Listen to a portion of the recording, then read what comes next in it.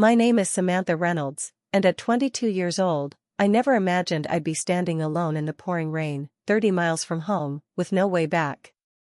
My father Richard always believed in teaching lessons, but abandoning his own daughter in a storm crossed a line even for him. What he never expected was that his calculated cruelty would bring an unexpected protector back into my life, a man who would finally stand up to my father and change our family forever. Before I share my story, let me know where you're watching from. Hit that subscribe button and like this video. Trust me, you'll want to see how this emotional journey unfolds.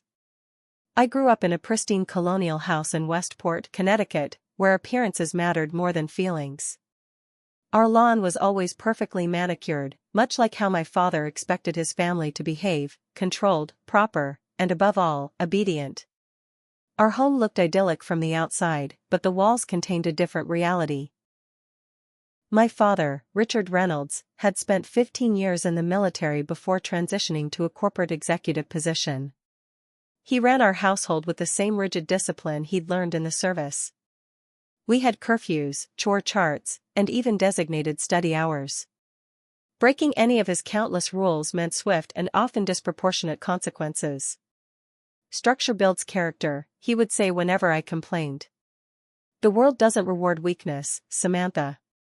My mother, Diana, had once been a vibrant elementary school teacher with dreams of opening her own art studio. Over 23 years of marriage to my father, I watched her spirit slowly diminish. She became a shadow who moved quietly through our house, avoiding conflict at all costs. When my father's temper flared, she would give me sympathetic glances but rarely intervened. "Your father means well," she would whisper after he'd stormed off. "He just wants what's best for you." But the tremor in her voice betrayed her uncertainty. Then there was my younger brother, Tyler, who somehow escaped the worst of my father's controlling nature. At 18, he was everything my father valued: athletic, agreeable, and apparently destined for a military academy. Unlike me, Tyler never questioned authority or pushed boundaries. He kept his head down, followed the rules, and earned my father's rare smiles of approval. "Why can't you be more like your brother?" became my father's favorite refrain during my teenage years. Rules governed every aspect of our lives. Phone usage was monitored. Friends had to be approved. Grades below an A were unacceptable. Even our bedrooms were subject to random inspections to ensure they met my father's standards of organization. When I was 16, I made the mistake of leaving my history textbook at school before a weekend study session.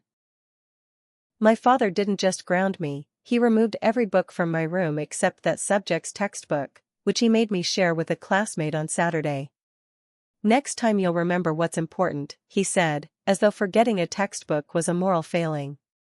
Another time, when I missed curfew by 20 minutes after a school play rehearsal ran late, he donated my entire collection of novels to the local library.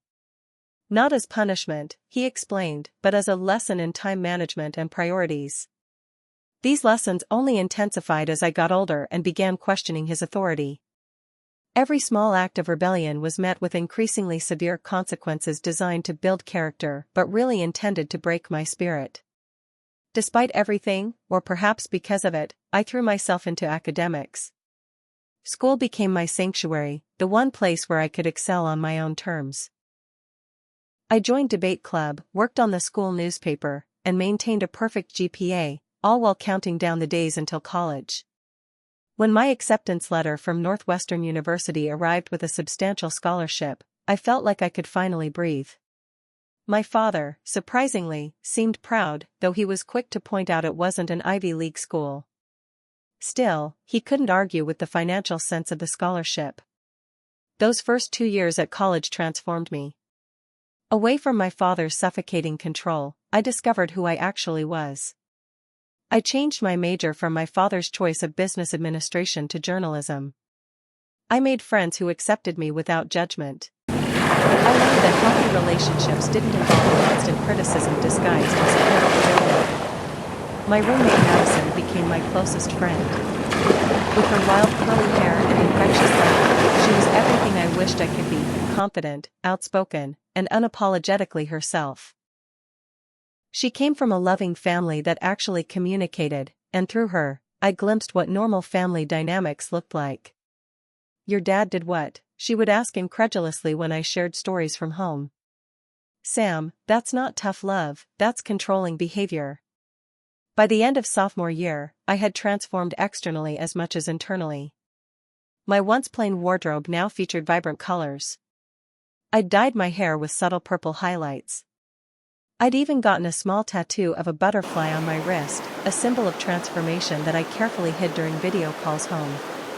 As summer break approached, Madison noticed my growing anxiety.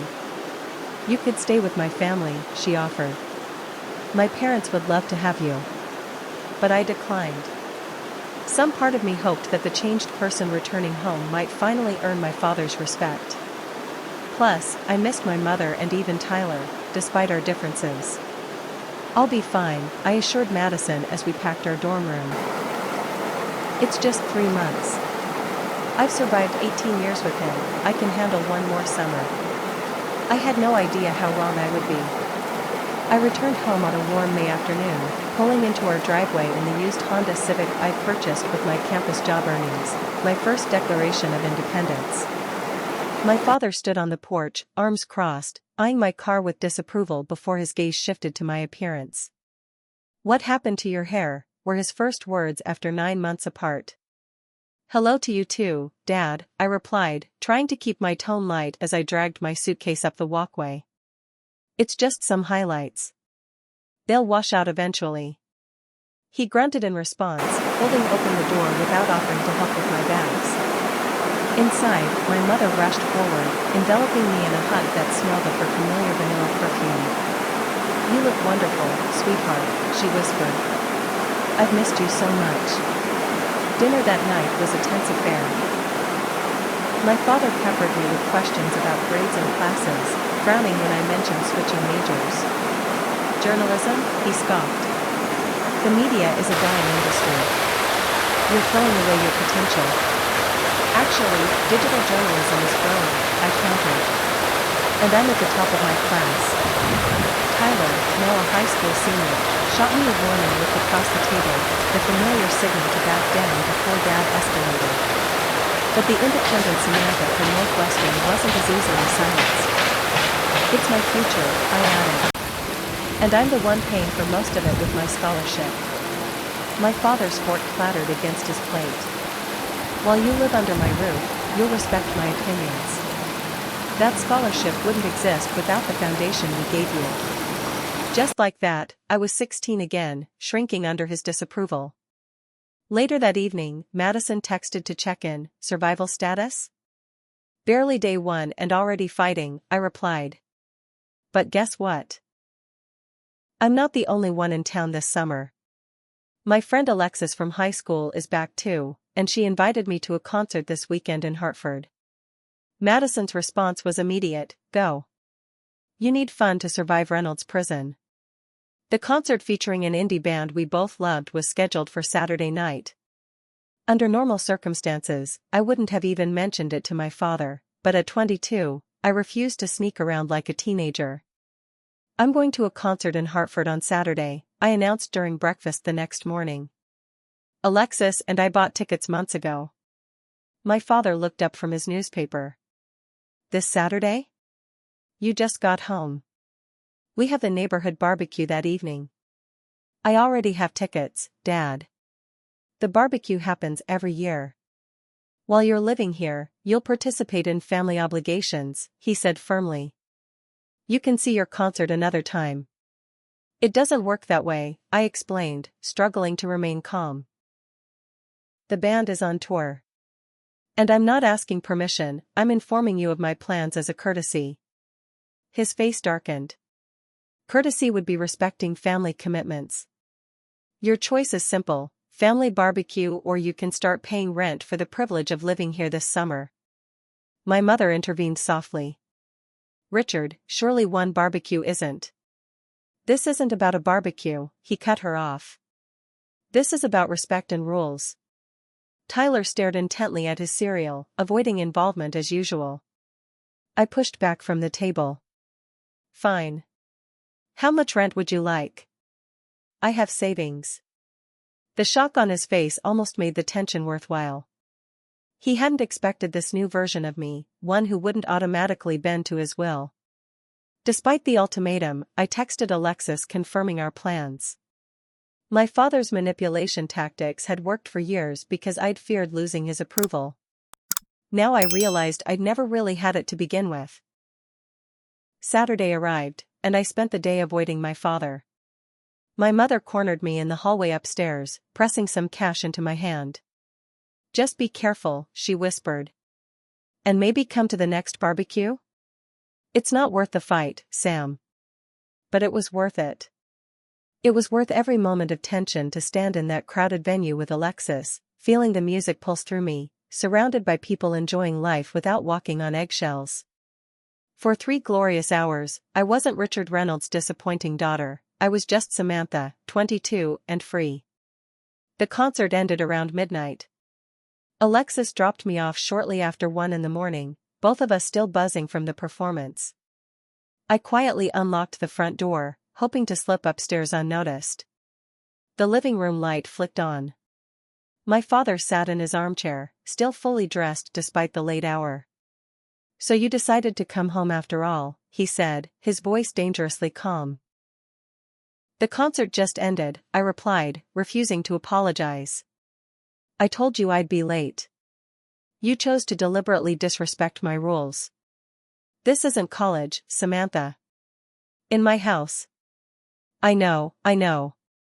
"In your house, we follow your rules." "I've heard it my entire life." "Then perhaps it's time you learned there are consequences for your choices." I straightened my shoulders. "I'm an adult, Dad.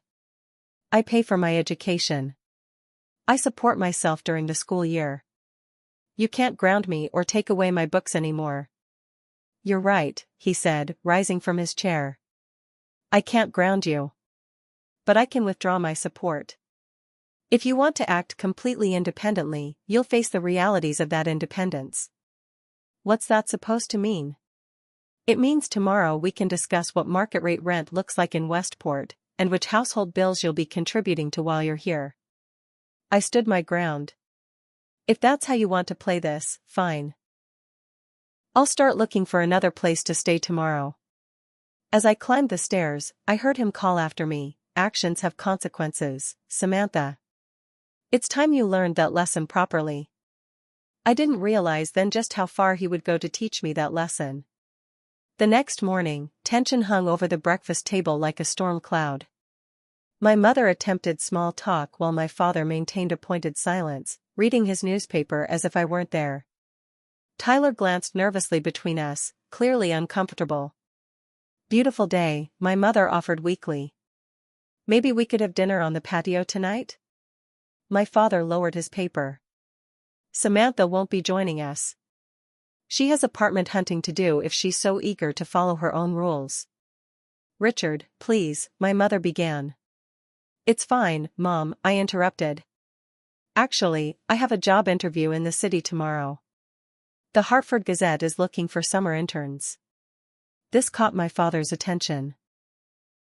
"You scheduled a job interview without discussing it first?"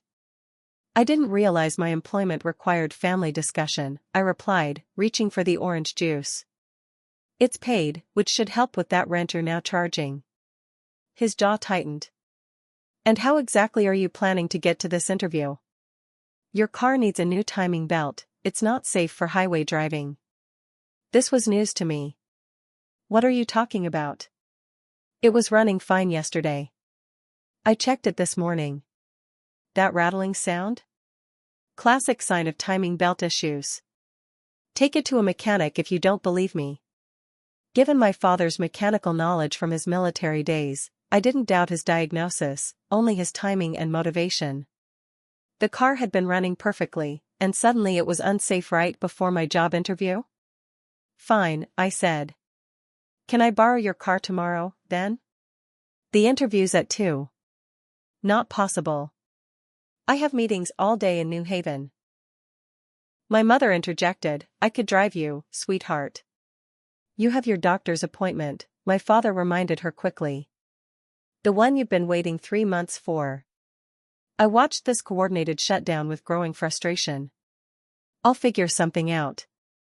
Later that morning, I discovered my car keys missing from their usual hook. When confronted, my father claimed he'd taken them for safety until the car could be properly serviced. My cell phone's data suddenly stopped working despite the bill being paid, leaving me with limited calling capability but no internet access. Must be an issue with the carrier, my father said with unconvincing concern. You should visit their store to sort it out, though they're closed on Sundays, unfortunately. I retreated to my room and called Madison from the landline, explaining the situation. Your dad is straight up sabotaging you, she said, outrage evident in her voice. This is not normal parenting, Sam. It's control, pure and simple. I know, I sighed. But I really need this internship. It could lead to something permanent after graduation. What about Alexis? Could she drive you? She's visiting her grandparents in Rhode Island until Tuesday. Madison was silent for a moment. I'm visiting my aunt in New Britain this week, that's only about 20 minutes from Hartford. I could pick you up. Relief flooded through me. Are you sure? It would mean so much. Of course. Text me the details from your dinosaur landline, and I'll be there. The next morning, I dressed carefully in my interview outfit, a navy blue blazer over a crisp white blouse, tailored pants, and low heels. Professional, but with the confidence of the new Samantha. I applied minimal makeup and pulled my hair back, purple highlights still visible but subdued. As I came downstairs, my father looked up from his coffee, surprise registering on his face. Where are you going dressed like that? My interview, remember? I found transportation. I kept my tone casual, not wanting to reveal my plans and risk another sabotage attempt. His eyes narrowed. With whom? A friend is picking me up. I grabbed an apple from the fruit bowl, avoiding further details. Samantha, his voice hardened. I've told you that car isn't safe for highway driving. I'm not taking my car. Madison is driving me. Madison? Your roommate? From where, exactly?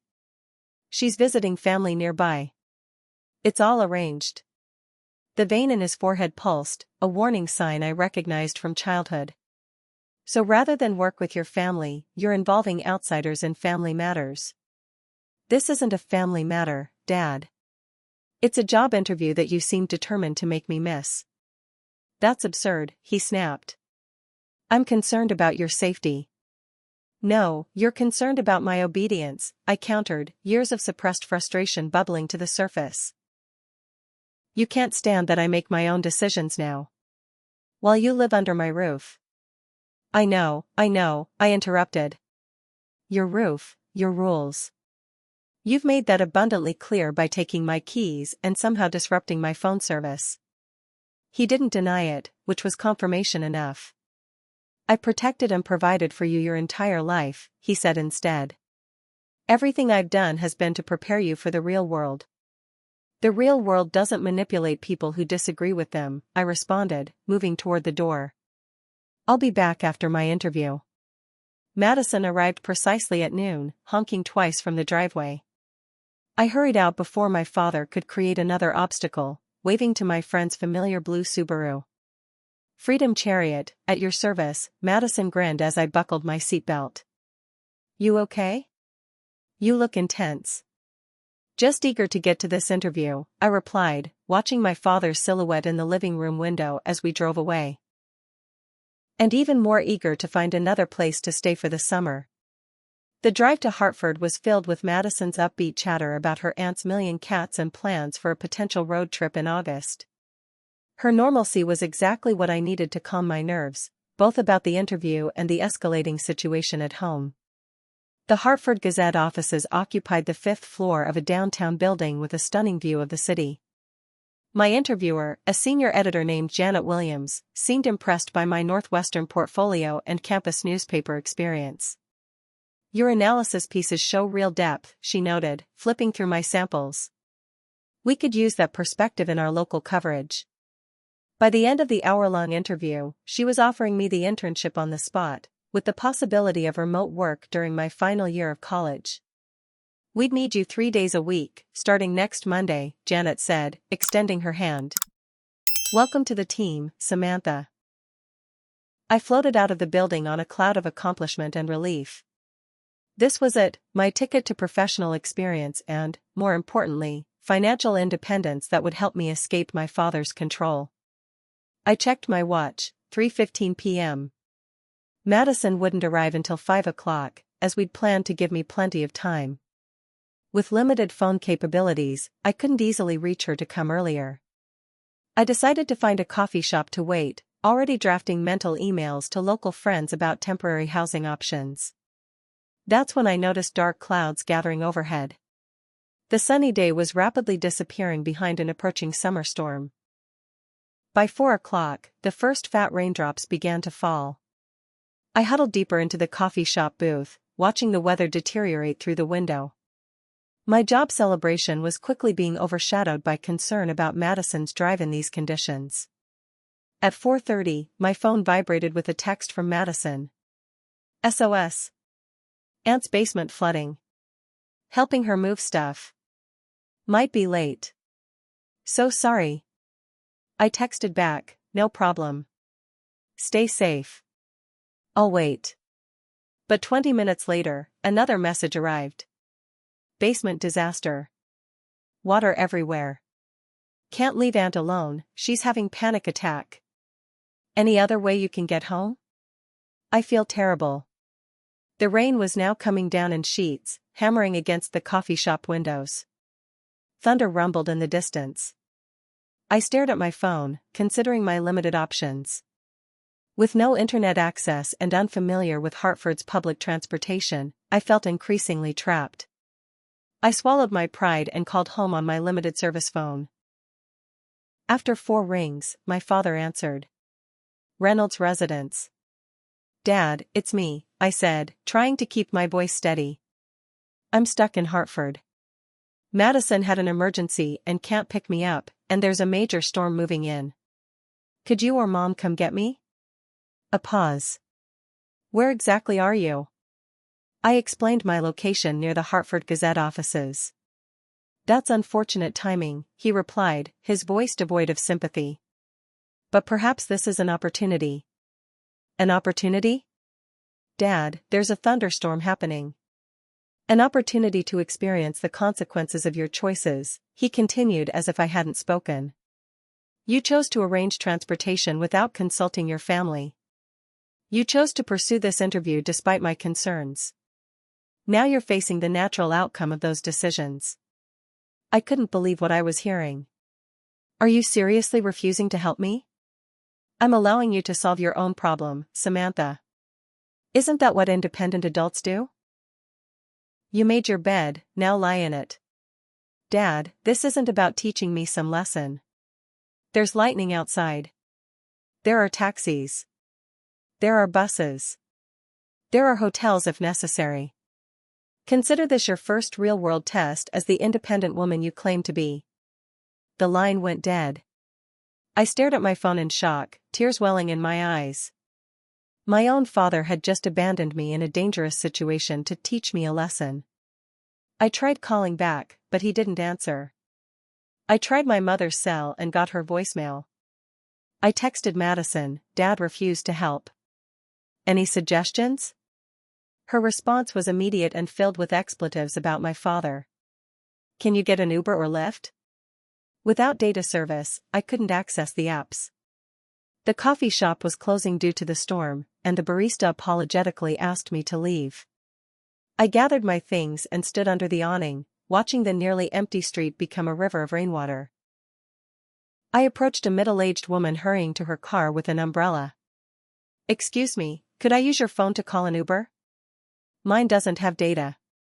She clutched her purse tighter and quickened her pace, clearly suspicious of my motives. 2 more rejections later, I tried a different approach at a nearby hotel lobby, explaining my situation to the sympathetic receptionist.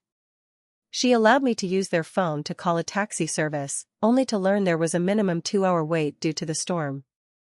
By now, My interview clothes were soaked despite my efforts to stay under awnings and overhangs as I moved between businesses seeking help. My phone battery dipped below 15%, and panic began to set in. I was 30 miles from home with no transportation, limited communication, and a worsening storm. I ducked into the lobby of an office building as lightning cracked overhead, illuminating the darkened sky. A security guard eyed me warily but allowed me to stay when I explained my situation. I tried calling home again, still no answer.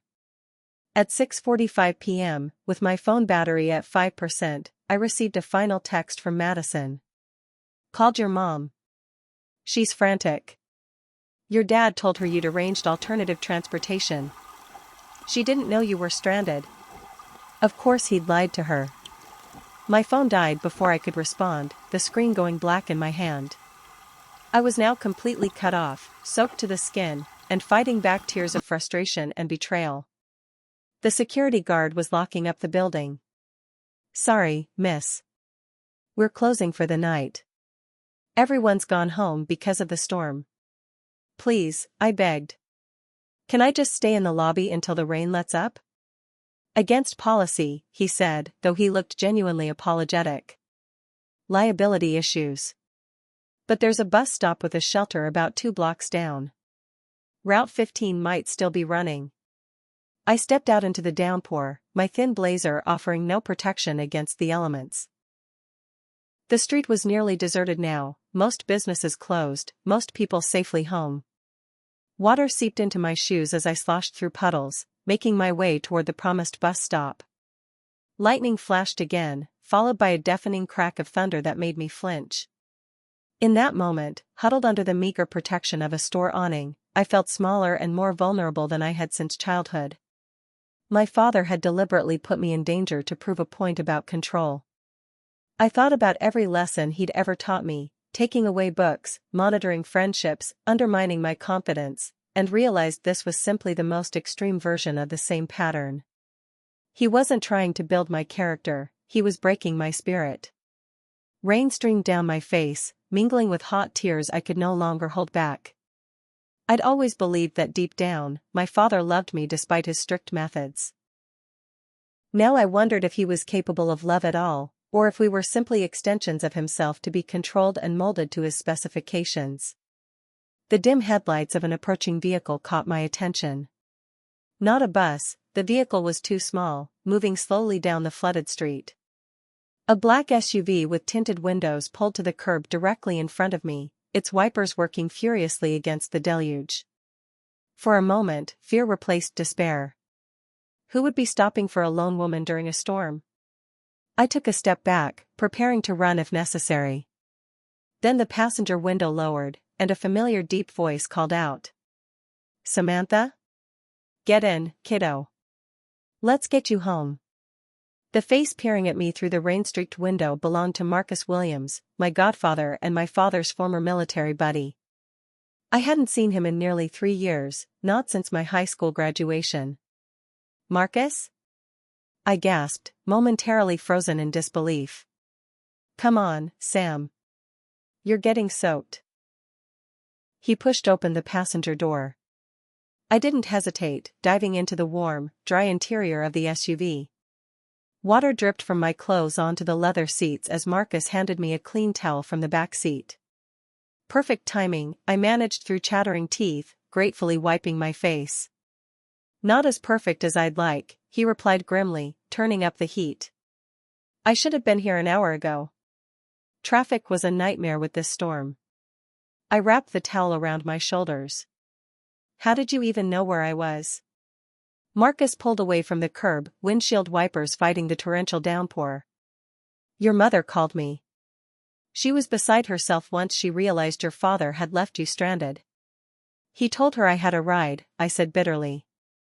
Yeah, well, your father has always had a selective relationship with the truth when it serves his purpose. Marcus's knuckles whitened on the steering wheel. When your mom finally got the full story out of him, she called me immediately. I stared at him in confusion. But you live in New York. That's hours away. Boston now, actually. And I was already in Hartford for a security conference. He glanced at me. Lucky coincidence. Marcus had always been a looming but positive presence in my childhood, the uncle-like figure who appeared at birthdays and holidays with thoughtful gifts and easy smiles. Unlike my father, he spoke to me as though my opinions mattered, even when I was young. What I knew of his history with my father came mostly from overheard conversations. They'd served together in the same unit, forming a brotherhood through shared experiences I couldn't begin to understand. After the military, Marcus had established a private security consultancy while my father chose corporate America. Your mother's worried sick, Marcus continued, navigating the flooded streets with confidence. She wanted to come herself, but your father wouldn't let her, I finished. Convinced her it would be dangerous in these conditions, Marcus corrected, though his tone suggested the same conclusion. I was already halfway here when she called. We drove in silence for a few minutes, the rhythmic swish of wipers and rumble of thunder filling the space between us. I was still processing this unexpected rescue. Thank you for coming, I finally said, my voice small against the storm outside. I don't know what I would have done. Marcus's expression softened. You don't have to thank me, Sam. I made a promise a long time ago that I'd always look out for you. To my dad? To your grandmother, actually. Before she passed. This was news to me. My paternal grandmother had died when I was 10, but I remembered her as the only person who could genuinely soften my father. She'd been warm where he was cold, gentle where he was harsh. She worried about you, Marcus continued. She saw how your father was with you, so different than with Tyler. Before she died, she made me promise to be there if you ever needed someone. Said you'd need an ally in your corner. The revelation that my grandmother had recognized my father's treatment of me and sought to provide protection, even after her death, brought fresh tears to my eyes. I've done a poor job keeping that promise lately, Marcus admitted. I should have stayed more connected. It's not your fault, I said. Dad gradually cut contact with most of his old friends. I think he didn't like being challenged. Marcus nodded knowingly. Richard and I have had our disagreements over the years, particularly about parenting. He believes in his version of discipline. I believe in communication. Is that why you stopped coming around as much? Partly, he acknowledged. Things came to a head after your 16th birthday. Remember that camera I gave you? The nice Nikon? I remembered it perfectly, my first real camera, which had sparked my interest in photojournalism. It had mysteriously disappeared within weeks. Dad took it away because I got a B+ in calculus, I recalled. He said I'd wasted time on photography instead of studying. Marcus's jaw tightened. He didn't take it away, Sam. He sold it. I found out when I asked if you'd taken any good photos with it. We had words about that. The revelation shouldn't have shocked me, but it did. That camera had meant so much to me, and I'd grieved its loss, believing I'd see it again once I earned it back. To learn it had been sold felt like a fresh betrayal across the years. Your father and I come from the same background, but we took very different lessons from it, Marcus continued. We both had strict, sometimes harsh fathers. I vowed to break that cycle if I ever had kids. Richard, he rationalized it. Convinced himself it made him stronger, so it would do the same for his children. As Marcus drove, the storm began to ease slightly, though rain still fell steadily.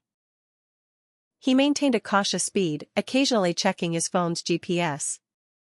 I'm not just here by chance, Samantha, he said after a while. Your mother's been keeping me updated on your situation. She's more aware than you might think, just trapped in her own way. She's never stood up to him, I said, unable to keep the hurt from my voice.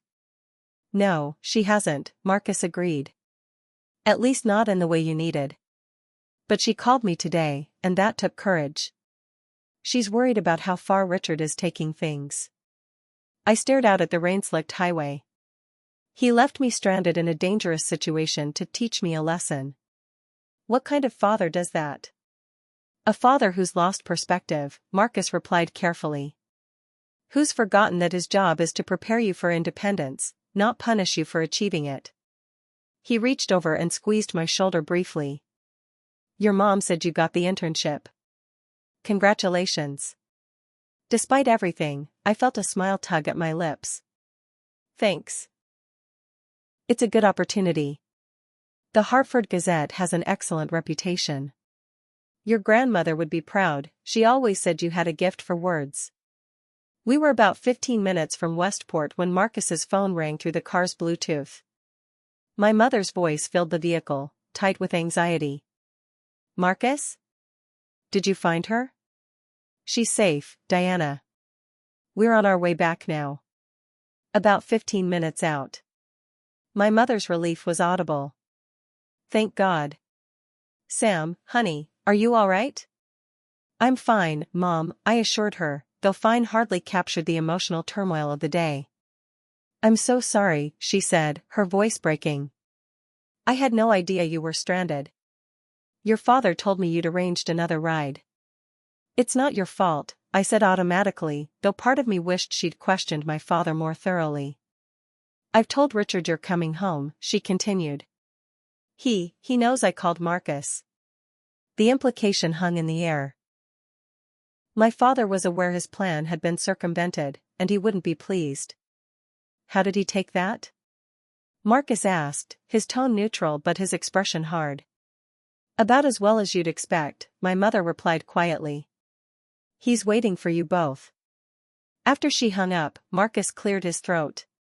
Samantha, I want you to know something before we arrive. Whatever happens when we get there, whatever your father says or does, I'm not going anywhere this time. If you want to leave, if you need a place to stay, my door is open to you. His words hit me with unexpected force, the unconditional support I'd craved my entire life offered so simply, so directly. I have a guest room in my Boston apartment, he continued. It's yours if you want it. No rules, no lessons. Just a safe place while you figure out your next steps. I swallowed the lump in my throat. Thank you. As we turned onto my street, the rain finally stopping as suddenly as it had begun, Marcus added, Your grandmother once told me something I never forgot. She said, sometimes the bravest thing isn't standing your ground, it's knowing when to walk away. We pulled into my driveway, where my father stood waiting on the porch, his posture rigid and his expression stormy. Ready? Marcus asked, shutting off the engine. I took a deep breath and nodded. For the first time in my life, I truly had an ally in my corner. And for the first time, I wasn't afraid of my father's reaction. The front door opened before we even reached the porch.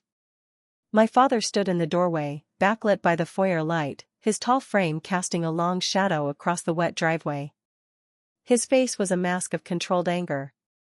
Inside, he said curtly, not acknowledging Marcus's presence. Hello to you too, Richard, Marcus replied, his deep voice carrying a hint of challenge. Been a while. My father's jaw tightened. This is a family matter, Marcus.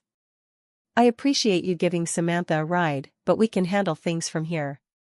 Actually, I think I'll come in, Marcus said casually, placing a supportive hand on my shoulder. Diana invited me for coffee. Long drive and all. It was clearly a lie, but my father couldn't refute it without admitting he'd tried to prevent my rescue. He stepped aside reluctantly, allowing us both to enter. My mother waited in the living room, wringing her hands. When she saw me, she rushed forward, pulling me into a tight embrace.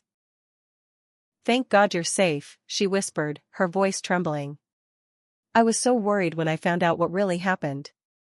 I'm fine, Mom, I assured her, though my damp clothes and exhausted expression told a different story. Tyler hovered uncertainly in the doorway to the kitchen, his eyes wide as he observed the tension. This wasn't our usual family dynamic, confrontation typically happened behind closed doors, maintaining the facade of perfection. You should get changed, Samantha, my father said, his voice clipped. We'll discuss today's situation afterward. Actually, I replied, surprising myself with my steady tone, I think we should discuss it now, while everyone's here. My father's eyebrows rose slightly, direct challenge was still new territory for me. Before he could respond, Marcus spoke. Good idea. Let's all sit down like adults and talk this through. The subtle emphasis on adults wasn't lost on my father, whose face flushed with anger. Nevertheless, we moved to the living room, an awkward procession of tension. My mother perched on the edge of the sofa while my father remained standing, arms crossed defensively. Marcus took the armchair, my father's usual seat, while I sat beside my mother. Tyler lingered in the doorway, clearly unsure whether to stay or go.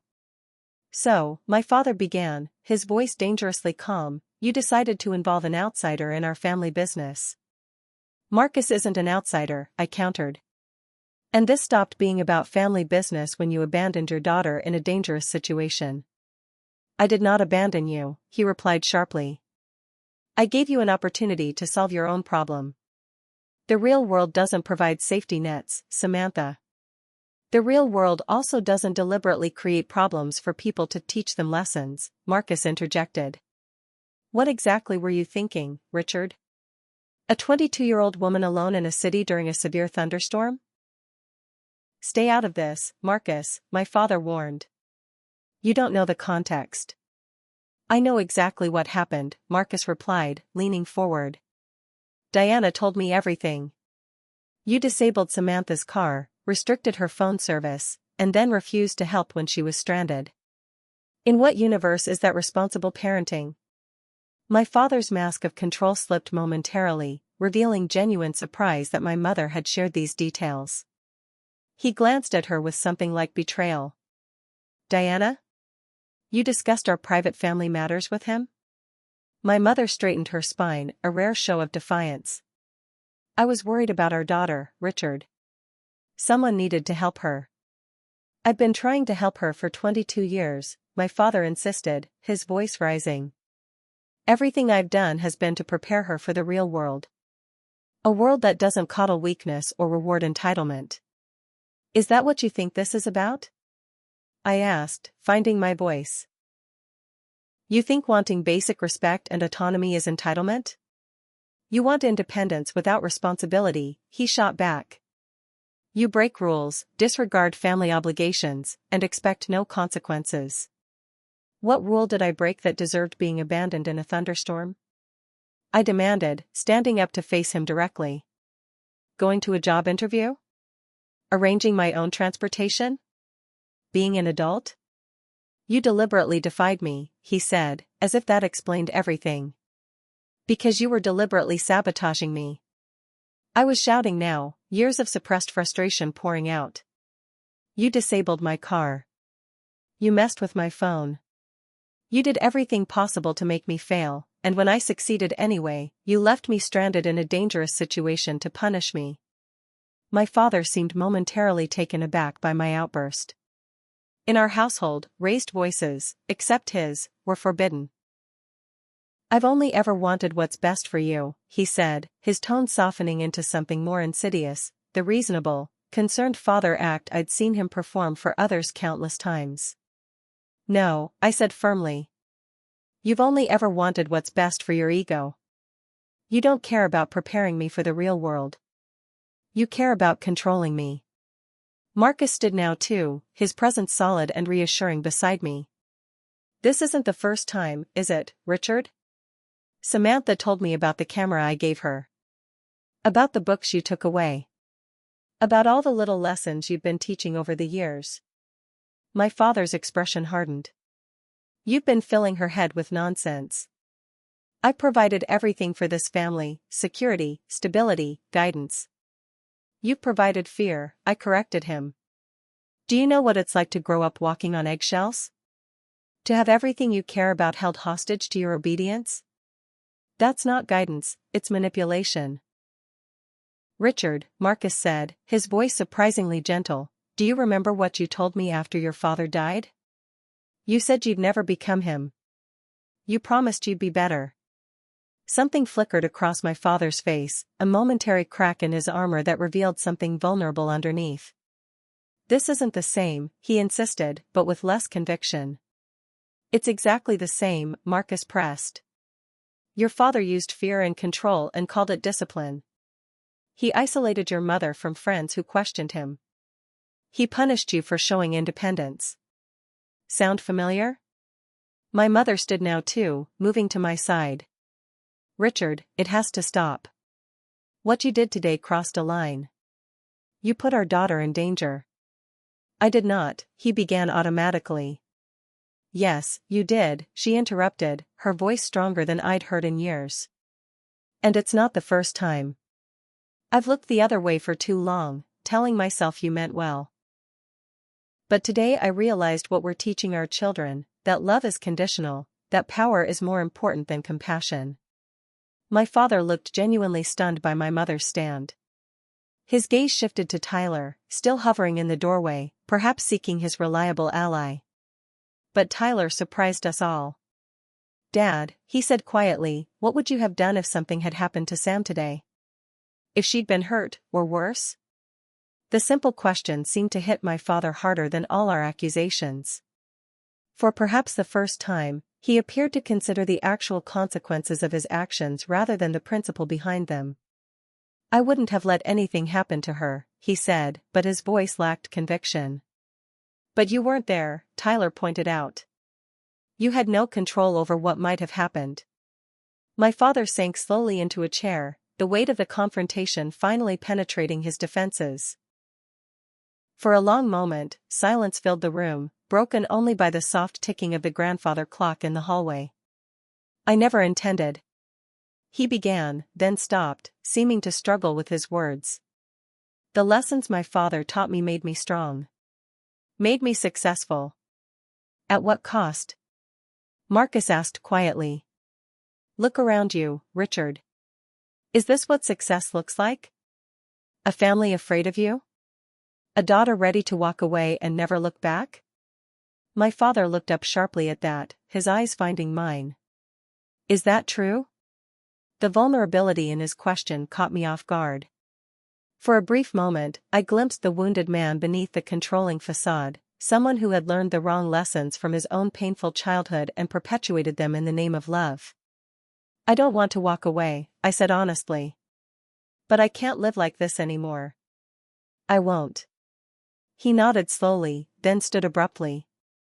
I need some air, he muttered, and walked out the front door without another word. We all stood in stunned silence, the confrontation ending not with a bang but with this quiet retreat. It wasn't the resolution I'd expected, there was no dramatic apology, no tearful reconciliation, but something fundamental had shifted. My mother touched my arm gently. He needs time to process. This isn't easy for him. It hasn't been easy for any of us, I replied. Marcus cleared his throat. My offer stands, Samantha. You're welcome to stay with me for as long as you need. I looked at my mother, seeing both fear and understanding in her eyes. Maybe just for tonight, I suggested. I need some space to think. She nodded, tears welling. I understand. I'll help you pack a bag. As we headed upstairs, I glanced back to see Tyler and Marcus talking quietly in the living room. My brother's face was serious, engaged in what appeared to be the first real adult conversation of his life. For the first time since coming home, I felt something like hope, not that everything would magically improve, but that the patterns of the past didn't have to determine our future. The confrontation hadn't fixed anything, but it had cracked open the possibility of change. And sometimes, that's all you need to begin healing. ## Part 8, Resolution and Life Lessons. The days following the confrontation settled into an uneasy quiet. I stayed with Marcus at a local hotel for 2 nights before returning home to collect more of my things. My father was conspicuously absent during my brief visit, at work, according to my mother, though we both suspected he was avoiding me. He's been very quiet, she told me as she helped fold my clothes. Spending a lot of time in his study. Is that good or bad? I asked, placing my journalism textbooks into a cardboard box. I think he's reflecting, she said carefully. I've never seen him like this before. Marcus had generously offered to let me stay at his Boston apartment until I could find my own place. The Hartford Gazette internship was set to begin the following Monday, and the editor had agreed to a modified schedule that would allow me to commute from Boston 3 days a week. "Are you sure about this?" my mother asked, sitting on the edge of my bed. "You could stay here. Things could be different now." I paused my packing. "Mom, one confrontation doesn't undo 22 years of control. Dad needs time, and so do I." She nodded, tears brimming. "I should have done more, sooner." "I'm so sorry, Samantha." I sat beside her, taking her hand. "You did what you could within the dynamics he created. But you stood up when it really mattered. You called Marcus." "I was so frightened when I realized he'd left you stranded," she admitted. "It was like seeing our relationship clearly for the first time, how he isolates us, controls the narrative. I couldn't let that happen to you." We embraced, and I felt something healing between us, a new understanding that transcended the mother-daughter relationship we'd had and pointed toward the friendship we might develop as adults. Tyler appeared in the doorway, awkwardly shifting his weight. At 18, he stood at the crossroads I'd faced years earlier, preparing for college while navigating our father's expectations. "Need help carrying stuff to Marcus's car?" he offered. "That would be great," I replied, gesturing to the boxes. As we loaded my belongings, Tyler cleared his throat. "I've been thinking about a lot of stuff since, you know." "Yeah? I always thought Dad was harder on you because you pushed back. But now I wonder if you pushed back because he was harder on you." The observation surprised me. It showed a level of reflection I hadn't expected from my usually oblivious brother. "I think it was a bit of both," I admitted. "A cycle that kept reinforcing itself." "I'm sorry I didn't stand up for you more," he said, staring at his shoes. I was afraid of becoming his next target. "You were a kid, Tyler." "We both were." He nodded, then added, "I got accepted to Northwestern too, you know. Not just the military academy Dad wants." This was news to me. "You never said anything." "Haven't told Dad yet," he replied with a small smile. "But after seeing you stand your ground, maybe I will." That evening, as I prepared to leave with Marcus, my father finally appeared. He looked tired, the usual sharp edges of his personality somehow dulled. He asked if we could speak privately, and though apprehensive, I agreed. We walked to the backyard, standing beside the oak tree that had shaded our family barbecues for years. "I've been doing a lot of thinking," he began awkwardly, hands in his pockets. "About what happened?" "About everything." I waited, neither helping nor hindering this unfamiliar territory for him.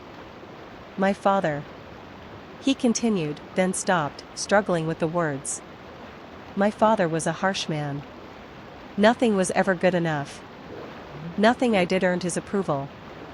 He looked at me directly. "I promised myself I'd be different with my children." "You weren't," I said simply. He flinched but nodded. "No, I wasn't." I convinced myself I was teaching strength, not repeating his mistakes.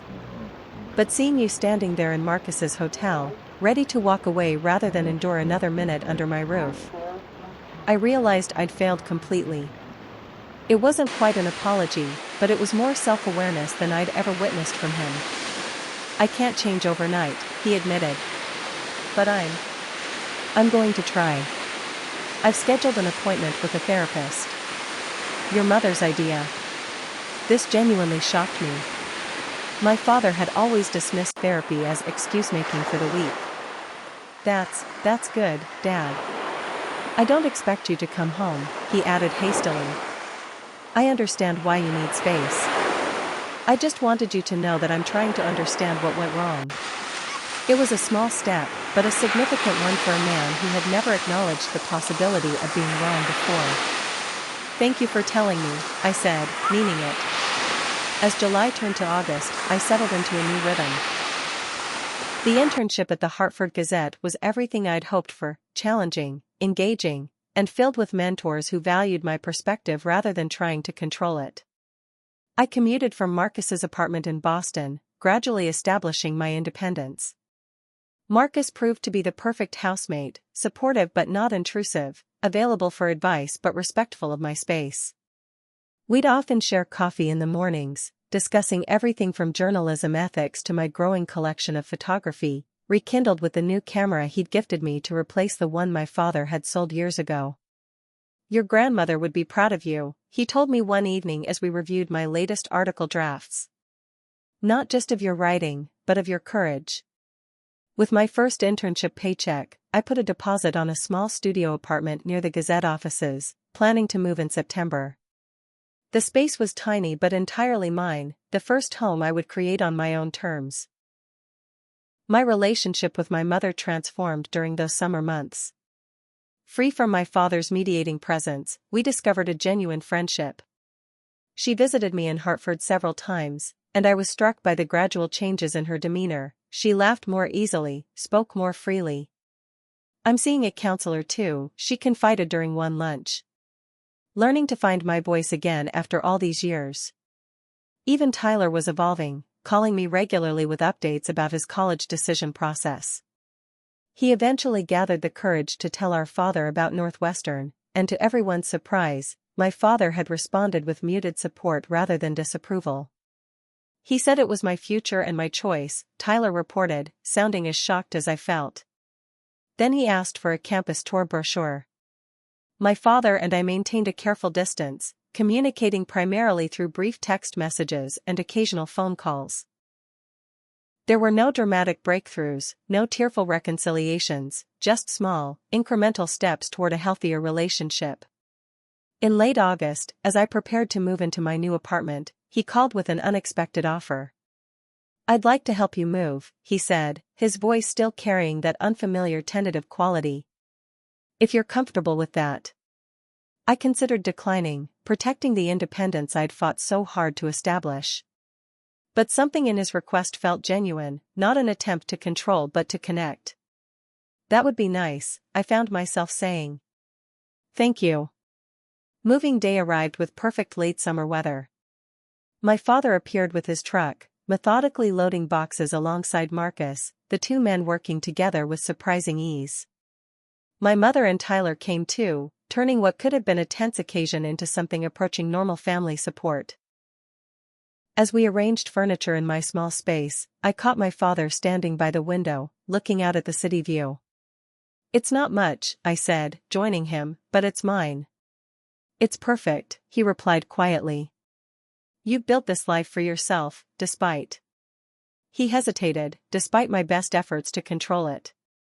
The admission hung between us, not quite an apology but an acknowledgement of truth. "I'm still learning," he added, turning to face me. "It's not easy changing patterns that run so deep. But I want you to know that I'm trying. And I'm proud of you, Samantha. Not because you've done what I wanted, but because you've had the courage to do what's right for you." The words I'd longed to hear my entire life, unconditional approval, nearly undid me. I didn't trust myself to speak, so I simply nodded. That evening, after everyone had gone and I was alone in my new space, I sat on my windowsill looking out at the lights of Hartford. The journey from that rainy afternoon to this moment of independence hadn't been easy or straightforward. The wounds of the past wouldn't heal overnight, and our family would never be perfectly whole. But something fundamental had shifted when I stood my ground that day. By refusing to accept the role my father had assigned me, the obedient daughter who needed constant correction, I had created space for everyone in our family to redefine themselves. My mother was finding her voice. Tyler was charting his own path. My father was confronting his demons. And I was building a life on my terms. Sometimes the greatest act of love isn't accommodation but honest confrontation. Sometimes healing begins not with forgiveness but with boundaries. And sometimes the family we need isn't the one we're born into but the one we create through chosen connections and mutual respect. As I unpacked the last box, I found a small wrapped package I didn't recognize. Inside was a framed photo of my grandmother, along with a note in my father's precise handwriting: "She always believed in your strength. I'm learning to do the same." It wasn't a perfect ending. Real life rarely provides those. But it was a beginning, a chance to build relationships based on mutual respect rather than control and fear. And for now, that was enough. What about you? Have you ever had to stand your ground with family to create healthy boundaries? Or have you witnessed someone else's courage change an entire family dynamic? Share your experiences in the comments below. And if this story resonated with you, please like, subscribe, and share with someone who might need to hear that standing up for yourself isn't selfish. Sometimes it's the catalyst for healing that everyone needs. Thank you for listening to my journey, and remember, family love should lift you up, not tear you down.